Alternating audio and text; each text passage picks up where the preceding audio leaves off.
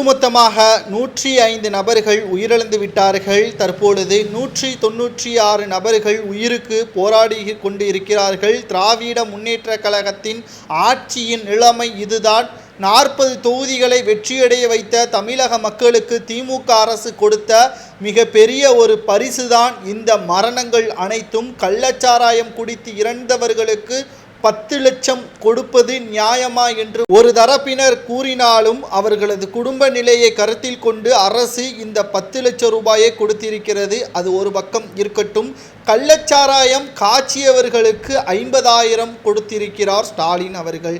இது நியாயமா என்று பார்த்தால் நிச்சயமாக கிடையாது. தற்பொழுது கைது செய்யப்பட்டு சிறையில் அடைக்கப்பட்டிருக்கக்கூடிய 3 நபர்களுக்கு அவர்கள் மனம் திருந்தி வெளிவரும் பொழுது 50,000 ரூபாய் கொடுக்கப்படும் என்று ஸ்டாலின் அவர்கள் வெளியிட்டிருக்கிறார். இது எப்பேற்பட்ட மிக மோசமான செயல்பாடு என்பதை முதலில் நாம் கருத்தில் கொள்ள வேண்டும். இப்படிப்பட்ட ஆட்சிக்குத்தான் மக்கள் 40 தொகுதிகளை கொடுத்திருக்கிறார்கள், 40 எம்பிக்களை கொடுத்திருக்கிறார்கள். நாம் தமிழர் கட்சியின் ஒருங்கிணைப்பாளர் சீமான் அவர்கள் எவ்வளவோ கூறியுள்ளார். பாஜகவின் மாநில தலைவர் அண்ணாமலை அவர்கள் மிக பெரிய அளவில் பேசுமுருளாகவே அவரது பேச்சுக்களும் இருந்தது. திமுகவிற்கு ஓட்டு போடாதீர்கள், மக்கள் அடிமையாகத்தான் பார்க்கப்படுவார்கள். ஆட்சி அமைந்த பிறகு திமுக அவர்களது சொத்துக்களையும் அமைச்சர்களது சொத்துக்களையும் மட்டும்தான் பெருக்குவார்கள். எந்த ஒரு தவறையும் இவர்கள் கண்டுகொள்ள மாட்டார்கள்.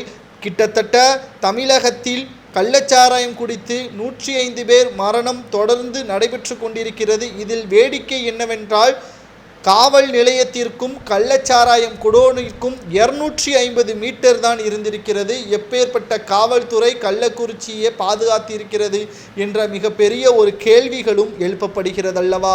மிக மோசமான மிக கேவலமான ஸ்டாலின் அவர்கள் சட்டசபையில் பேச முடியாத அளவிற்கு செய்திருக்கிறது. குறிப்பாக எதிர்க்கட்சி தலைவர் எடப்பாடி பழனிசாமி அவர்கள் சட்டப்பேரவையிலேயே ஸ்டாலின் அவர்களை கடுமையாக வசம்பாடியுள்ளார். கள்ளக்குறிச்சி மரணத்திற்கு திமுக தான் முழு பொறுப்பேற்க வேண்டும், திமுகவின் நிர்வாகிகள் தான் கள்ளச்சாராயம் காய்ச்சிருக்கிறார்கள். இது தமிழகத்தில் மட்டுமல்ல, ஆந்திரா கர்நாடகா வரை கொண்டு சென்று கொண்டிருக்கிறது கள்ளச்சாராய விநியோகம்.